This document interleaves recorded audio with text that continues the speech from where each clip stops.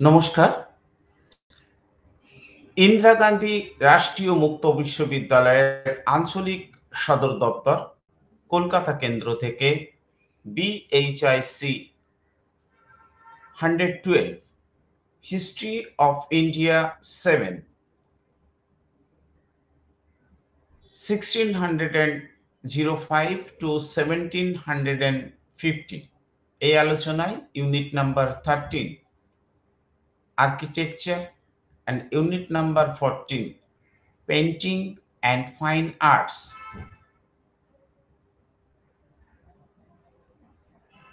আজকের এই আলোচনায় সমস্ত পাঠক সমাজকে ইন্দিরা গান্ধী রাষ্ট্রীয় মুক্ত বিশ্ববিদ্যালয়ের পক্ষ থেকে আমি অঞ্জন কুমার বসু স্বাগত জানাই। আজকের আলোচনার বিষয়বস্তু হিসেবে আমি প্রথমে এই দুই পাঠ একক এর উদ্দেশ্যগত দিকের উপর আমি আলোকপাত করব। প্রথমেই আমি বলতে চাই, মধ্যযুগের ভারতবর্ষের ইতিহাস এর যে বিভিন্ন দিক, রাজনৈতিক ইতিহাস, অর্থনৈতিক ইতিহাস, বিশেষ করে সাংস্কৃতিক ইতিহাস এবং সেই সাংস্কৃতিক ইতিহাসের মুঘল পর্বের ইতিহাসকে তুলে ধরা এই দুই পাঠ এককের মূল উদ্দেশ্য। এবং এই পাঠ একক দুই পঠন পাঠনের মধ্য দিয়ে পাঠক সমাজ মুঘল স্থাপত্য রীতি, বিশেষ করে আকবরের সময় পর্ব থেকে আওরঙ্গজেবের সময়কাল বা তার পরবর্তী পর্বেরও স্থাপত্য রীতি সম্পর্কে যেমন পাঠক সমাজ উপলব্ধি করতে পারবে,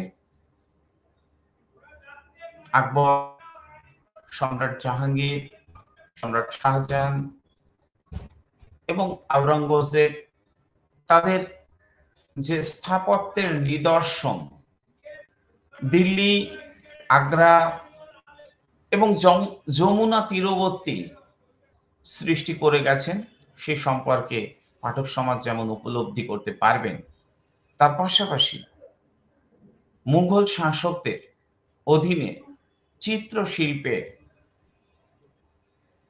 যে বিভিন্ন ভাব প্রকাশ পেয়েছিল তা উপলব্ধি করতে পারবেন। বিশেষ করে জাহাঙ্গীরের চিত্রকলার প্রতি যে বিশেষ আকর্ষণ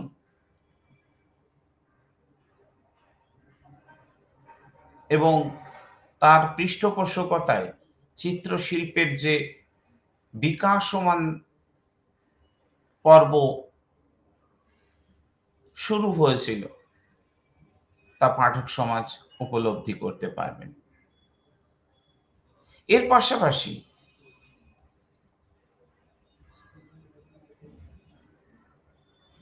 মুঘল আর্কিটেকচারাল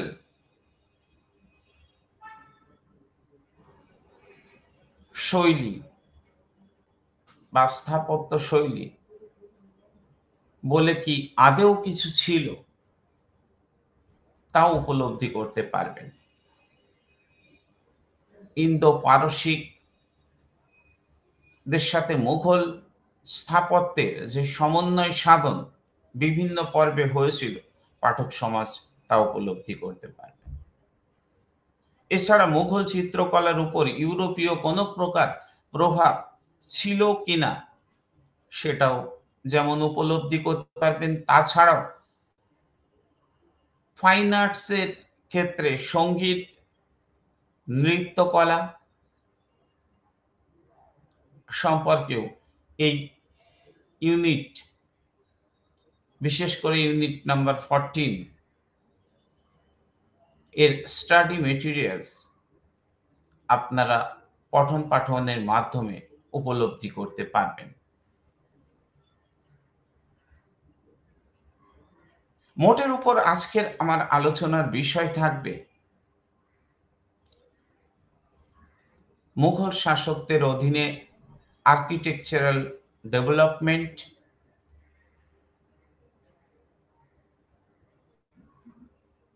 এবং পেইন্টিং বা চিত্রকলার বিকাশ, সঙ্গীত এবং নৃত্যকলার সম্পর্কে মুঘল শাসকদের ভাবনা এবং তাকে এগিয়ে নেওয়ার যে প্রচেষ্টা, সেই প্রচেষ্টায় আমি আজকের আলোচনার মধ্য দিয়ে তুলে ধরার চেষ্টা করব। আমি প্রথমে বলতে চাই, মুঘল রাজত্ব পর্বে মুঘল সম্রাটেরা স্থাপত্যের প্রতি বিশেষ অনুরাগী ছিলেন। ব্যতিক্রম ঔরঙ্গজেবকে বাদ দিলে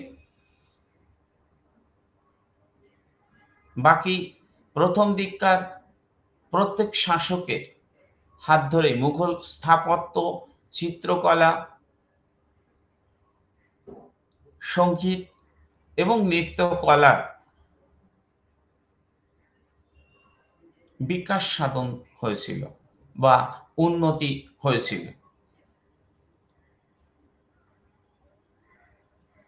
এখন মুঘল স্থাপত্য শিল্পে বিদেশিদের প্রভাব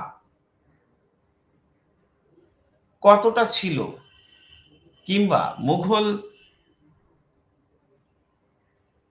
শৈলী বা মুঘল আর্ট বলে তখন কোনো স্বতন্ত্র ধরনের শিল্প ভাবনার বিকাশ হয়েছিল কিনা তা নিয়ে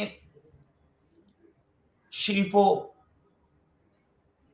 প্রেমিক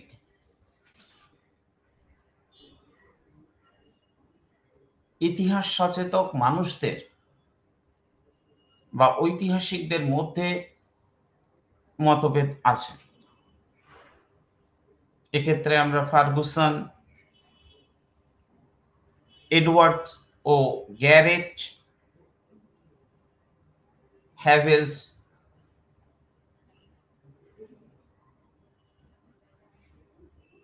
প্রমুখ শিল্প রসিক ইতিহাসবিদদের কথা উল্লেখ করতে পারি। তো সেই বিতর্কের মধ্যে আমরা না গিয়েও মুঘল শাসকদের প্রেরণা বা উৎসাহ, স্থাপত্য শিল্পের যে বিশেষ দক্ষতা লাভ করেছিল তা অন্তত তাজমহল, লালকেল্লা, বুলন্দ দরওয়াজা,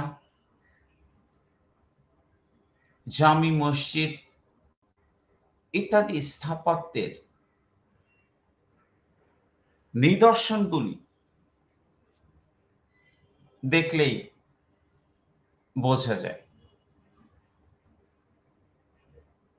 পাঠক সমাজকে আমি বলতে চাই, মুঘল স্থাপত্য শৈলী বা ইন্দো পারসিক স্থাপত্য রীতির সাথে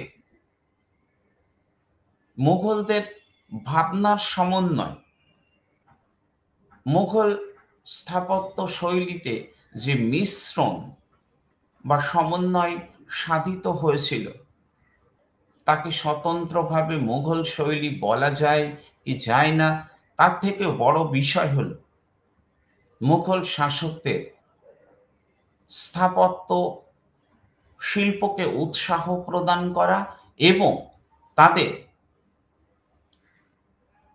সাংস্কৃতিক মনের পরিচয়কে উপলব্ধি করা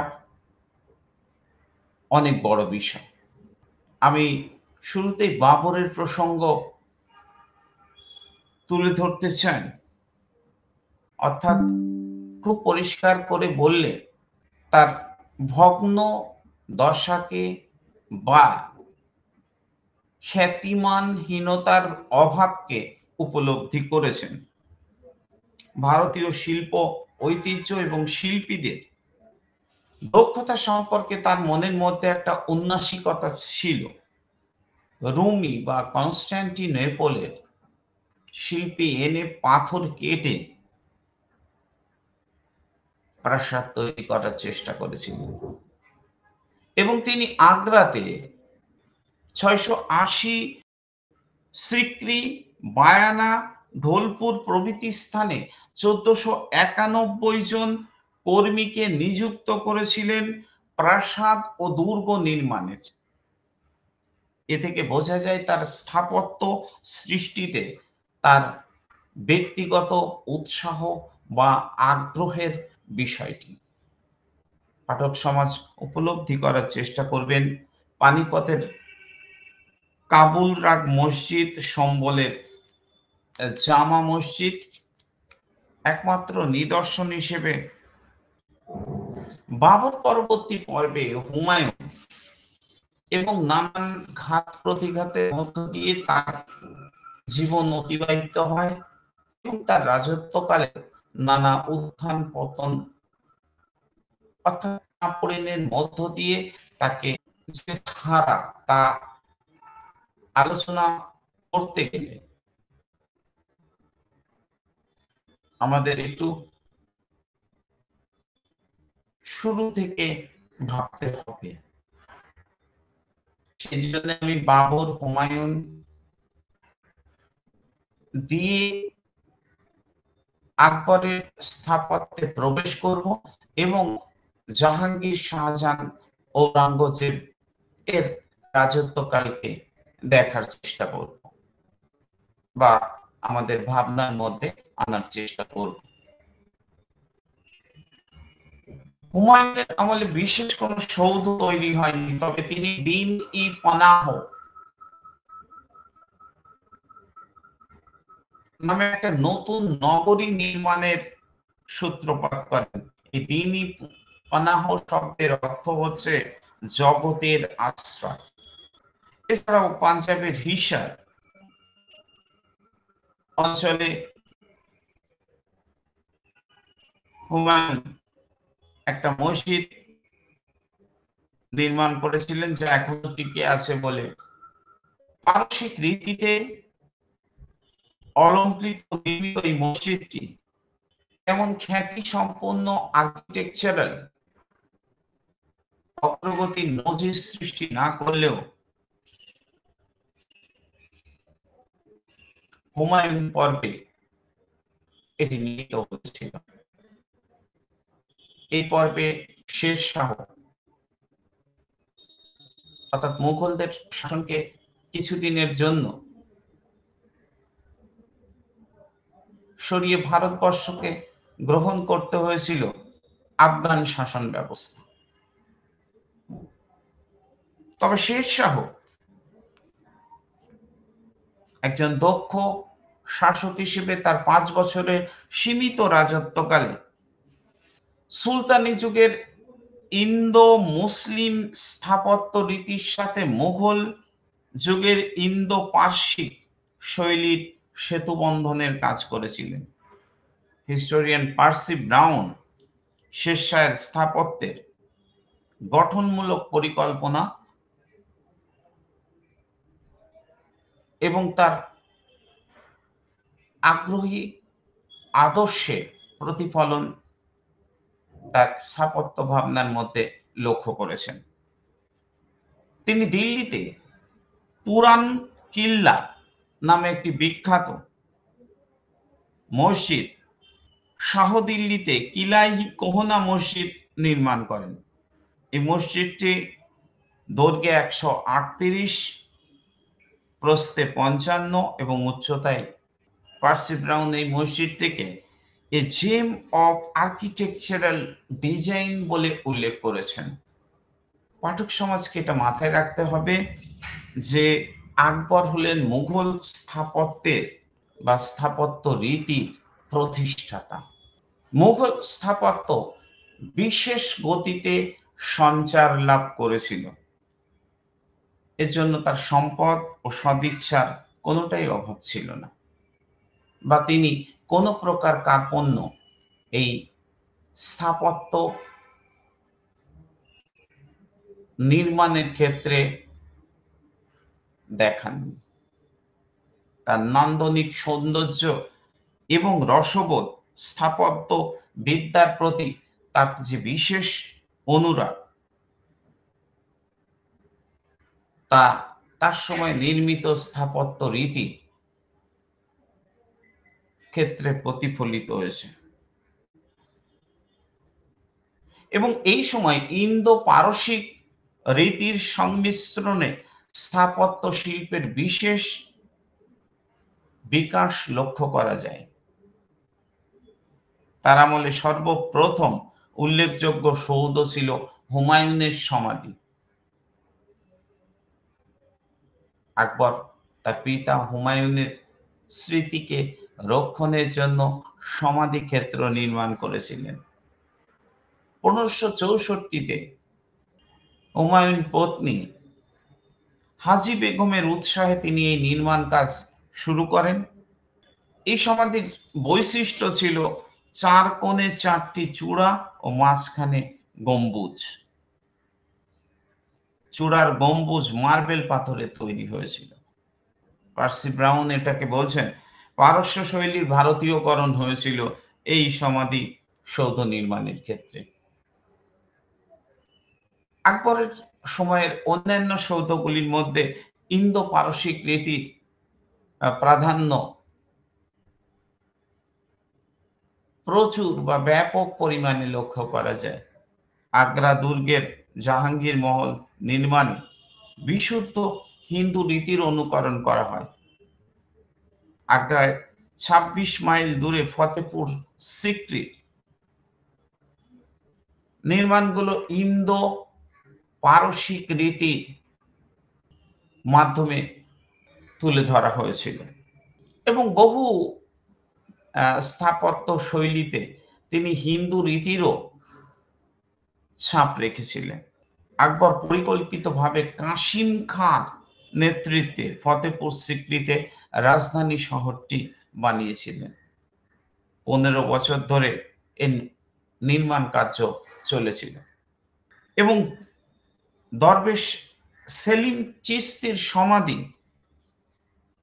ঘিরে এই সুফি দরবেশ সেলিম চিশতি, তার কারণ তার জীবনের একটা গুরুত্বপূর্ণ কামনা পূর্ণ হয়েছিল এই সেলিম চিশতির দরগাতে যাওয়ার পর, প্রার্থনা করার পর। পুত্র সন্তানের পিতা হয়েছিলেন। আকবর পরিকল্পিতভাবে এই সেলিম চিশতির সমাধিকে ঘিরে ফতেপুর সিক্রি শহরটাকে নির্মাণ করেছিলেন। এই শহরটি একটি পাহাড়ের উপর অবস্থিত, নিচে সরোবর ছিল। এই সরোবর থেকে রাজধানীর প্রাসাদ, উদ্যান সর্বত্র জল সরবরাহের ব্যবস্থা ছিল। ফতেপুর সিক্রি শহরটা চারিদিকে দেওয়াল দিয়ে ঘেরা ছিল।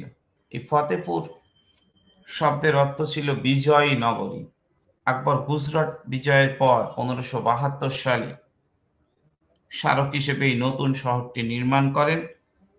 ফতেপুরে বুলন্দ দরওয়াজা মাটি থেকে 176 ফুট উঁচু এবং ভারতের সবচেয়ে উঁচু দরওয়াজা, যে স্থাপত্য রীতি তিনি পারস্য থেকে ভাবনার মধ্যে এনেছিলেন। এই দরজার উপরে আছে অনেকগুলো ছত্রি, বিশাল আকাশের পটভূমিতে তা একটা মাত্রা তৈরি করেছে, বিস্ময় সৃষ্টি করেছে। 1602 দক্ষিণ অভিযানকে স্মরণীয় করার জন্য এই দরওয়াজা তৈরি হয়।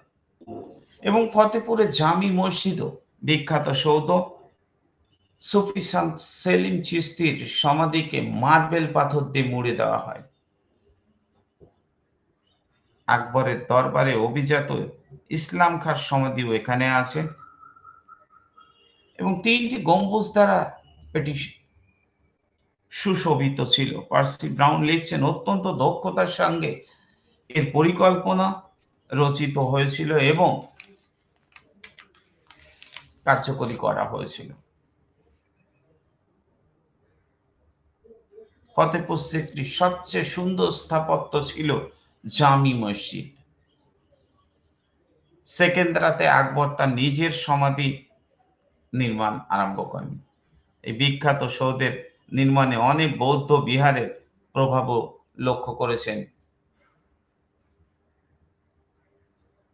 প্রত্নতত্ত্ববিদ এবং শিল্প রসিক ওই ইতিহাস প্রেমী মানুষজন। ফার্গুসন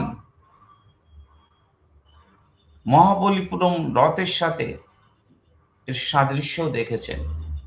এছাড়াও ফতেপুর সিক্রিতে বীরবলের গৃহ, অম্বরের রাজা মানসিংহের গৃহ, পাঁচমহল, খাসবাগ, দেওয়ানি খাস উল্লেখযোগ্য। মুঘল স্থাপত্য রীতির শ্রেষ্ঠ অবদান ছিল দেওয়ানি খাস। বিশাল হলের মধ্যে যে থামগুলো ছিল তা সম্রাটের আসনকে কখনো আড়াল করেনি। ভিনসেন্ট স্মিথ এই জন্য ফতেপুরকে পাথরে তৈরি কল্পনা এবং স্বপ্ন, এ রোমান্স ইন স্টোন বলে অভিহিত করেছেন। কলা সমালোচক পার্সি ব্রাউনের মতে আকবর স্থাপত্যের নিজস্ব শৈলী যে প্রয়োগ করেছিলেন তা হুমায়ুনের সমাধি নির্মাণের থেকেই বোঝা গিয়েছিল। এছাড়াও আকবরের দিল্লির পশ্চিম দিকে বিখ্যাত দরওয়াজা হাতি দরওয়াজা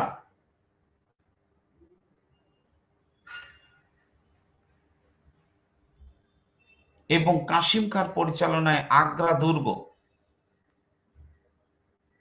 8 বছর ধরে নির্মিত হয়েছিল।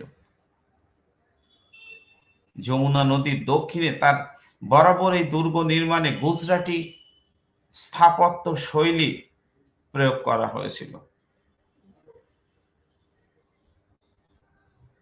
এবং কেউ কেউ দাবি করেন আগ্রা দুর্গ নির্মাণের ক্ষেত্রে গোয়ালিয়রের রাজা মানসিংহের প্রাসাদের কাছ থেকেও কিছু সংগ্রহ করা হয়। মোটের উপর আকবর প্রসঙ্গে বলতে হয় তিনি যে স্থাপত্য রীতি ভারতবর্ষে সূচনা করেছিলেন তা পরবর্তীকালে পরিপূর্ণতা পায় এক বিশেষ আত্মপরিচিতির মধ্যে দিয়ে। আকবরের পুত্র সম্রাট জাহাঙ্গীর স্থাপত্যের ক্ষেত্রে ততটা উৎসাহী না হলেও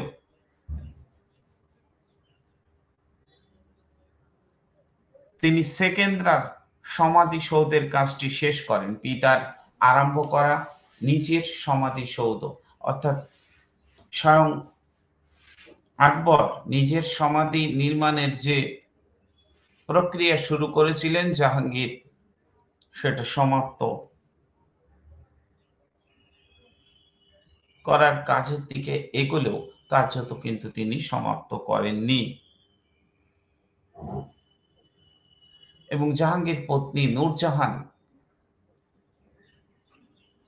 এর নির্দেশে কাজ শেষ হয়।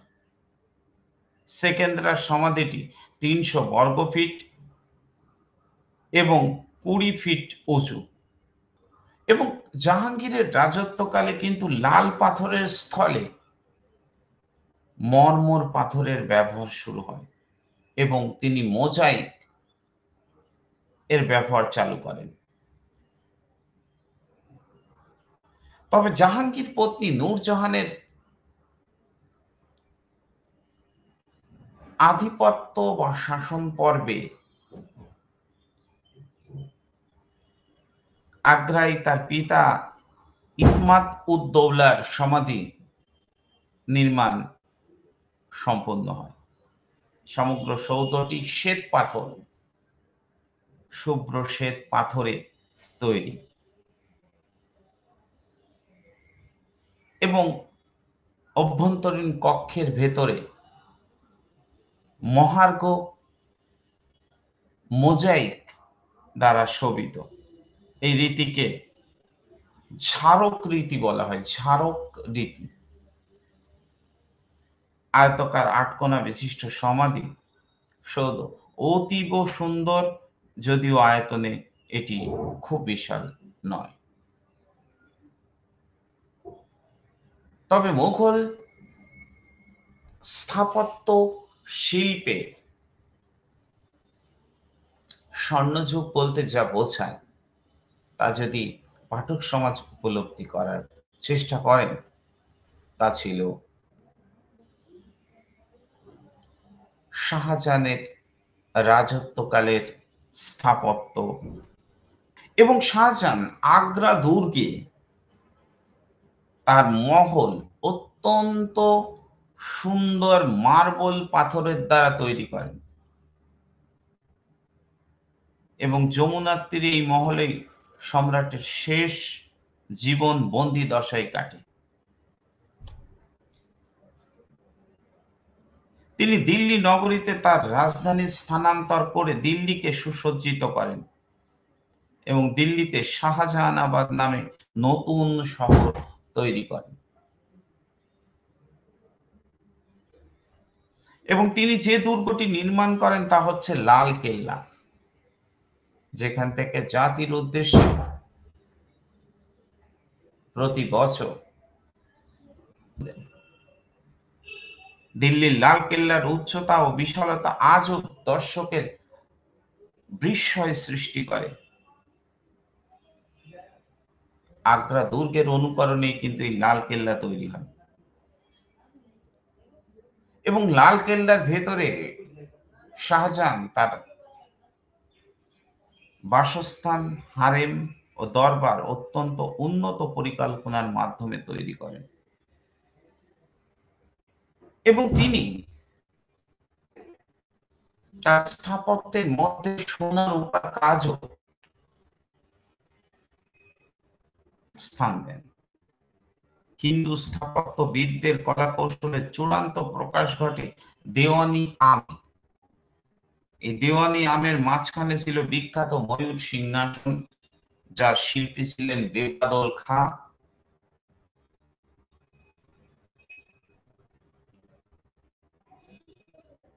সিংহাসনের নিচে রত্নখচিত ময়ূর বাহন হিসেবে সিংহাসনকে পিঠে করে রাখত এবং সিংহাসনের মাথায় হীরা এবং রত্নখচিত। এই মসজিদের বিশালতা ও জাঁকজমক ছিল বিখ্যাত। তবে শাহজাহানের শ্রেষ্ঠ স্থাপত্য কীর্তি হলো তার প্রিয়তমা পত্নী মমতাজ মহলের স্মৃতিসৌধ আগ্রার তাজমহল, যা পৃথিবীর সপ্তম আশ্চর্যের মধ্যে জায়গা করে নিয়েছে। তাজমহলের বিশেষ সৌন্দর্য হলো এক বিশাল গম্বুজ ও 4টি মিনার। সাদা মার্বেল পাথরে সমগ্র সৌধটি নির্মাণ করা হয়েছে। বিখ্যাত সমালোচক ফার্গুসন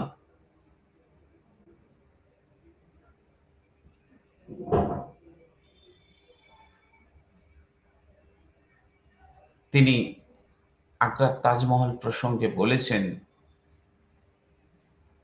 বহু শিল্প সংস্কৃতির নিপুণভাবে সৌন্দর্যকে এর মধ্যে সমন্বয় করে প্রকাশ করা হয়েছে। সমগ্র সৌধটি মহিমায়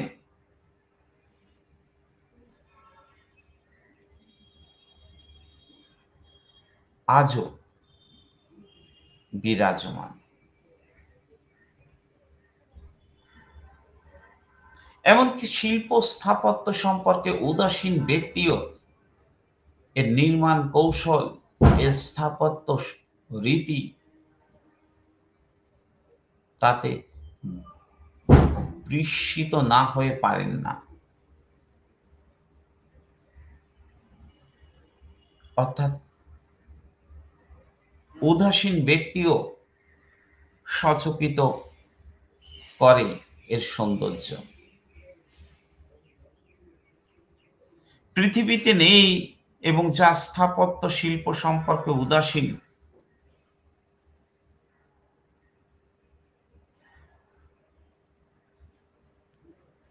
এমন মানুষকেও তাজমহলের আকর্ষণ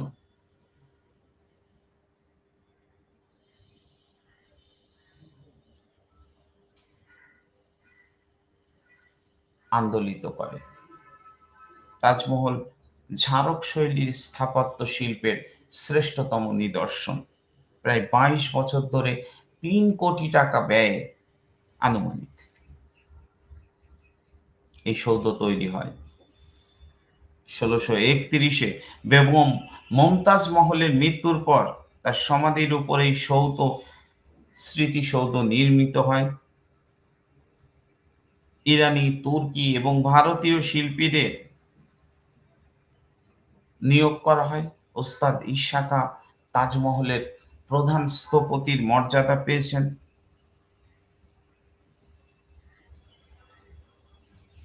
এবং ফাদার মান্ডিক নামে এক স্পেন দেশীয় পর্যটকের মতে জনৈক ভেনিসীয় পণ্ডিত জেরেনিমো ভেরোনিও তাজমহলের নকশা তৈরি করেছিলেন, যা নিয়ে যথেষ্ট বিতর্ক আছে। তার কারণ সমসাময়িক বিদেশি পর্যটকদের লেখা থেকেও এই জেরেমিও ভেরেমির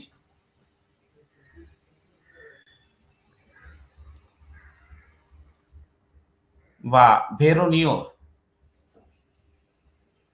উল্লেখ পাওয়া যায় না। যাই হোক, শাহজাহানের রাজত্বের শ্রেষ্ঠ স্থাপত্য ছিল এই তাজমহল।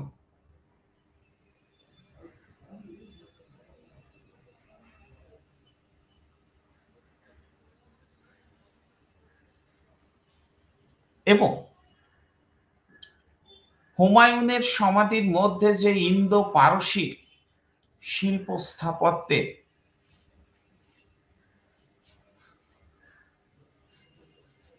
প্রথম প্রকাশ হয়েছিল, তার পূর্ণ পরিণতি ছিল এই তাজমহল।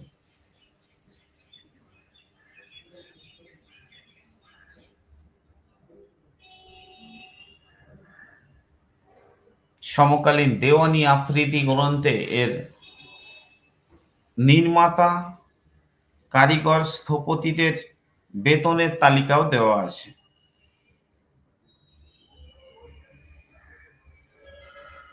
কাশ্মীরি বাসী রণমল তাজমহলের উদ্যানের নকশা করেছিলেন এবং তাজমহলে পিয়েত্রা দোরা অলঙ্করণের কাজ করেছিল মুলতান ও কনৌজ থেকে আগত হিন্দু শিল্পীরা।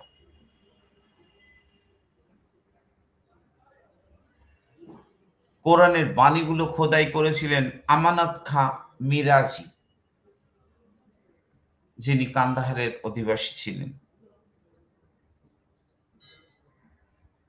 এবং তাজমহলের গম্বুজের কাজ করেন বাইজেন্টিয়ান থেকে আগত ইসমাইল খাঁ রুমি। সমগ্র সৌধটি প্রাচ্য দেশীয় স্থাপত্যের দ্বারা নির্মিত।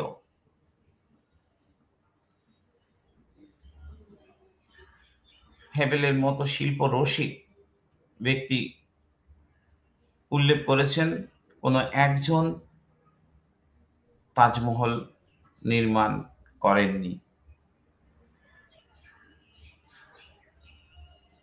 সে যুগের শ্রেষ্ঠ শিল্পীরা এর রূপদান করেছিলেন।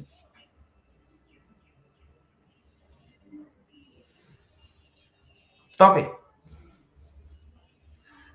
শাহজাহান তার প্রিয়তমা পত্নীর স্মৃতির উদ্দেশ্যে যে নির্মাণ করেছিলেন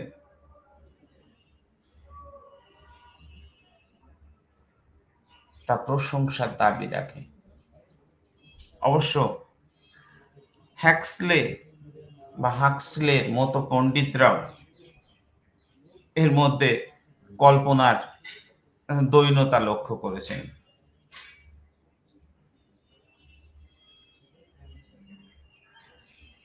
তবে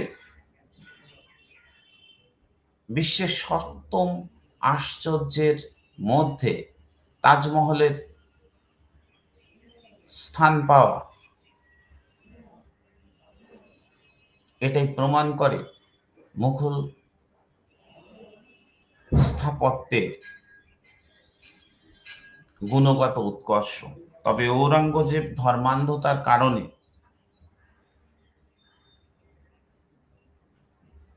স্থাপত্য রীতির, সংগীতের, চিত্রকলার সম্পূর্ণ বিরোধী ছিলেন।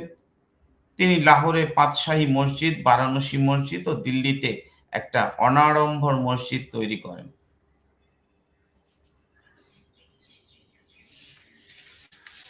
এইভাবে আমরা ঔরঙ্গজেবের রাজত্বকালের স্থাপত্যের প্রবহমানতা লক্ষ্য করি, যা যদিও খুবই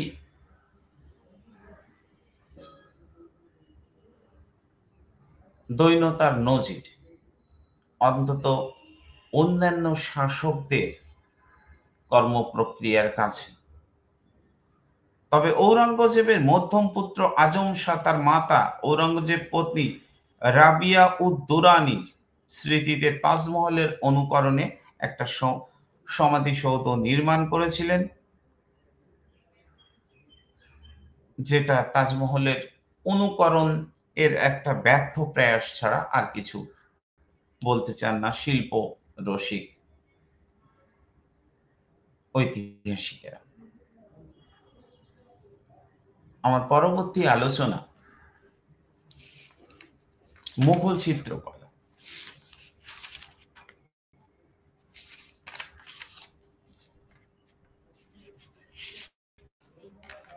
এই প্রসঙ্গে আমি বলতে চাই,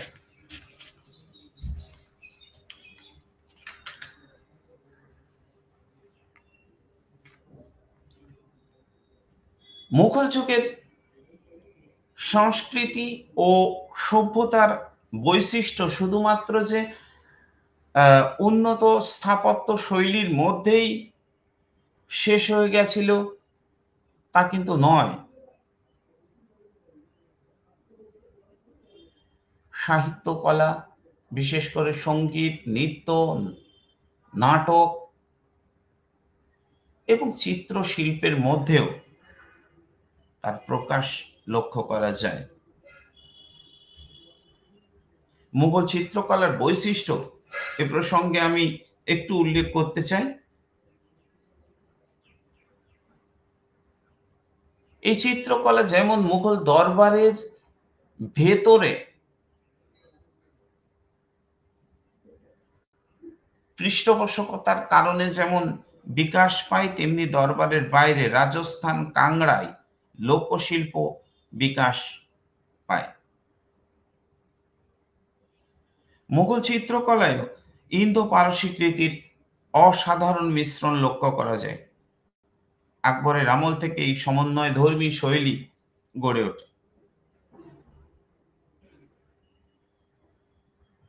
এবং মুঘল চিত্রকলায় প্রাকৃতিক দৃশ্য, গাছ, পশু পাখি চিত্র ভীষণ স্থান পায় এবং মুঘল চিত্রকলার বিকাশে জাহাঙ্গীর এর সময় থেকে অপরূপ সৌন্দর্যের প্রকাশের উপর জোর দেওয়ার প্রবণতা লক্ষ্য করা যায়।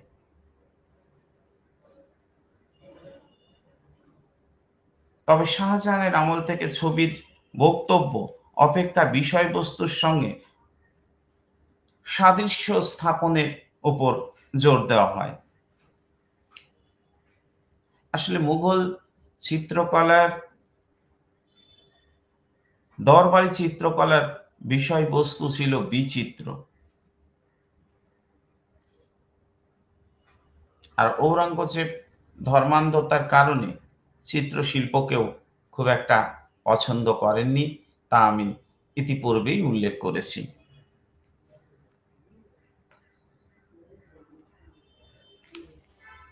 তবে বাবর হুমায়ুন এর সময় থেকেই এই চিত্রশিল্পের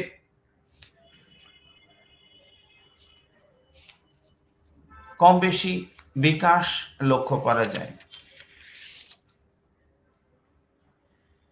আকবর চিত্রের শিল্পের জন্য বিশেষ আগ্রহ দেখাতেন। আকবরের দৃষ্টিভঙ্গির উদারতা এবং ভারত সম্পর্কিত তার আত্ম উপলব্ধি ভারতীয় চিত্রকলাকে পারসিক এবং চৈনিক প্রভাব দ্বারা উদ্বুদ্ধ করলেও ভারত তার চিত্রশিল্পের বিশিষ্টতা হারায়নি শিল্পীরা।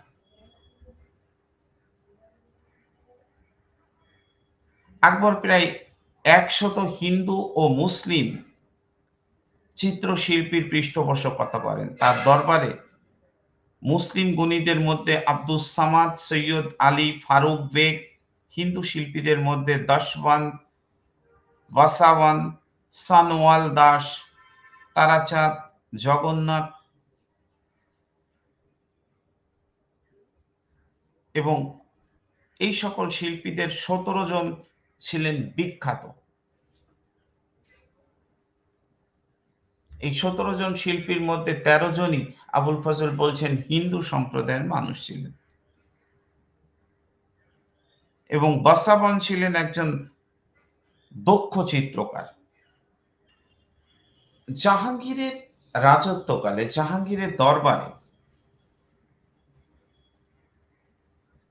চিত্রশিল্পের বিশেষ মান্যতা ছিল। তিনি ছিলেন খাঁটি কলা রসিক মানুষ। শিল্পের জন্যই শিল্প, এই তত্ত্বে তিনি বিশ্বাস করতেন। তিনি ছিলেন চিত্রকলার প্রকৃত সমজদার। তিনি তুলির টান দেখে বলতে পারতেন সেটি কোন শিল্পীর টান। উদ্দেশ্যমূলক, প্রচারমূলক চিত্রাঙ্কন থেকে শিল্প ভাবনাকে মুক্ত করে নিছক সৌন্দর্য প্রকাশের বাহন হিসেবে তিনি চিত্রকলাকে ব্যবহার করেন। টমাস রো এই জন্য জাহাঙ্গীরের উচ্চ প্রশংসা করেছিলেন এবং টমাস রো সম্রাটকে ইউরোপীয় চিত্রকলার বেশ কিছু নিদর্শন দেখালে সম্রাট জাহাঙ্গীর তাতে আকৃষ্ট বোধ করেন। তবে জাহাঙ্গীরের দরবারে যে সকল বিখ্যাত চিত্রশিল্পী ছিলেন তার মধ্যে ফারুক বেগ, মোহাম্মদ নাদির, মোহাম্মদ মুরাদ, বিশেষভাবে আকারিজার নাম উল্লেখযোগ্য। এবং আকারিজের কাজে সন্তুষ্ট হয়ে সম্রাট তাকে নাসির উজ জামান খেতাব দেন। নাসির উজ আকারিজা কাজে সন্তুষ্ট হয়ে নাসির উজ জামান খেতাব দেন এবং জাহাঙ্গীর নামায় সম্রাট আকারিজার অঙ্কনের উচ্চ প্রশংসা করেছেন। বিষেন দাস প্রতিকৃতি আঁকাই ছিলেন এই সময় অদ্বিতীয়। জাহাঙ্গীরের দরবারে যে সকল হিন্দু চিত্রশিল্পী বিশেষ খ্যাতি পেয়েছিলেন তাদের মধ্যে বিষেন দাস, তুলসী দাস, মাফ করবেন তুলসী এবং মাধব, মনোহর, কেশব, গোবর্ধন, বিচিত্র এদের উল্লেখ করতে হয়।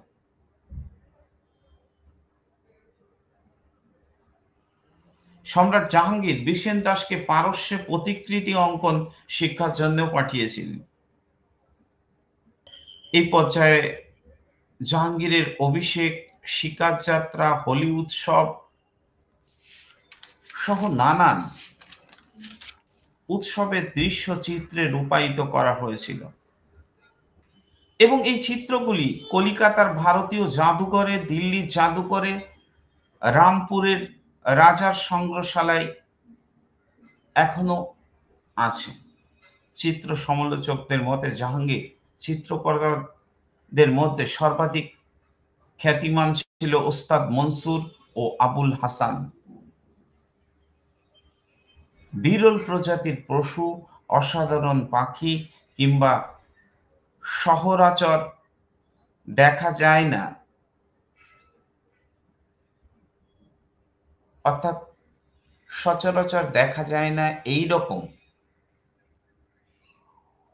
প্রাণী বা এমন ফুলের চিত্র তিনি অঙ্কন করেছিলেন এই মনসুর, যিনি সাইবেরীয় সারস ও বাংলার সারসের দুটি চিত্র অঙ্কন করে আজও প্রশংসার দাবি অর্জন করেন।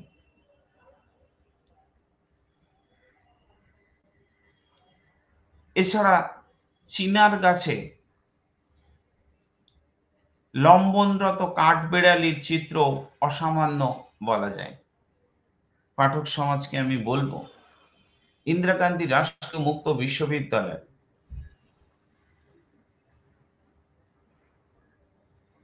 স্টাডি মেটেরিয়ালসকে আপনারা ভালোভাবে উপলব্ধি করুন। চিত্রশিল্প সম্পর্কে আরো স্বচ্ছ ধারণা আপনাদের তৈরি হবে। তবে শাহজাহান স্থাপত্যের প্রতি বিশেষ নজর দেওয়ায় তার দরবারে চিত্রশিল্প কিছুটা বেসুরো হয়ে উঠেছিল। তথাপি তার দরবারে অভিজাত আসফ খাঁ ছিলেন চিত্রশিল্পের অনুরাগী।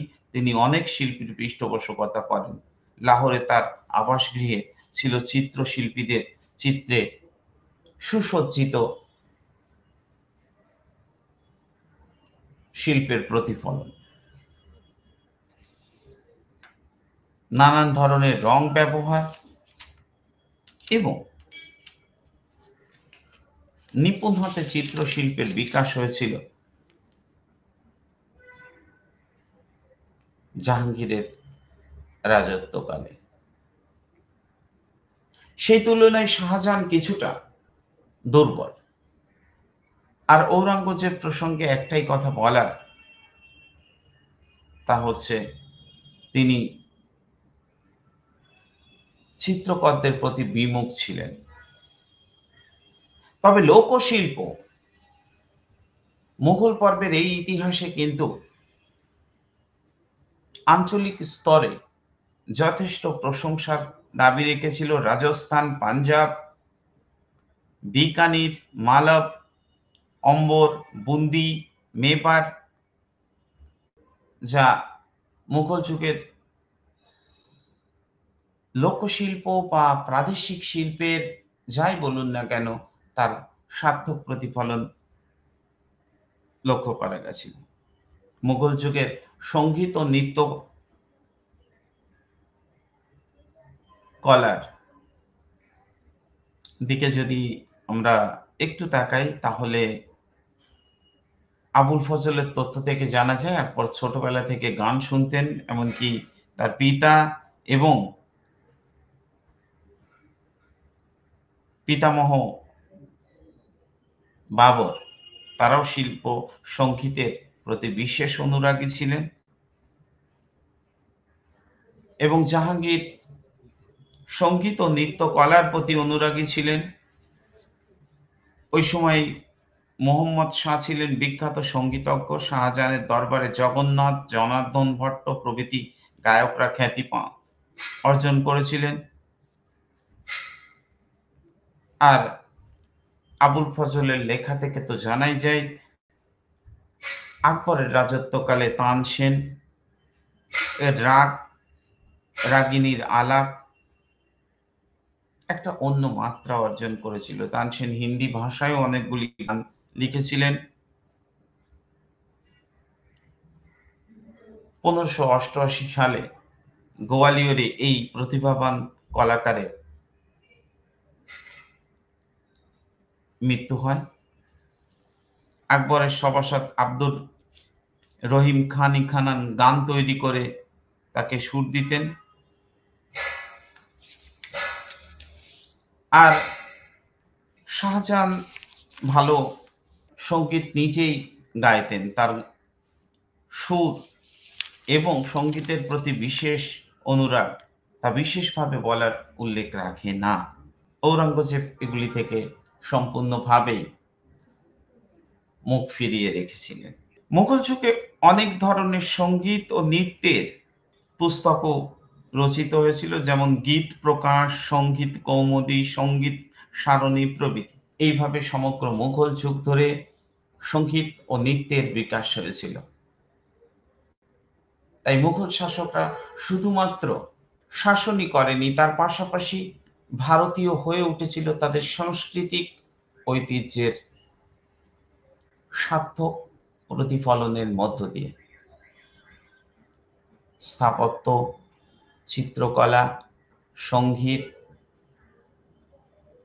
নৃত্যকলা, নাটক এবং সাহিত্যের প্রতি তাদের অনুরাগ প্রদর্শনের মধ্য দিয়ে। ধন্যবাদ। আমি আমার আলোচনা আজকের মতো এখানেই সমাপ্তি ঘোষণা করছি।